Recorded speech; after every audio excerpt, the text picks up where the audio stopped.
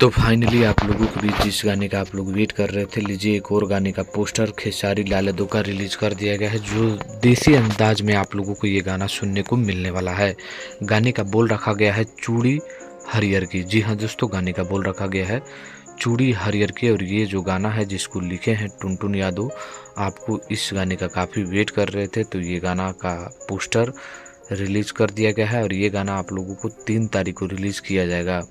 इस गाने को खेसारी लाल यादव और कविता यादव ने इस गाने को गाए हैं।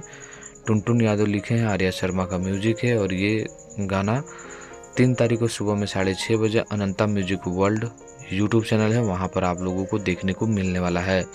तो जो भी खेसारी लाल यादव के फैंस हैं, जो आप लोग वेट कर रहे थे कि देसी मुंड में जो आना चाहिए बोल बम सॉन्ग, तो ये गाना आप लोगों के बीच आ रहा है। तो तैयार हो जाइए, बहुत ही कमाल का गाना है।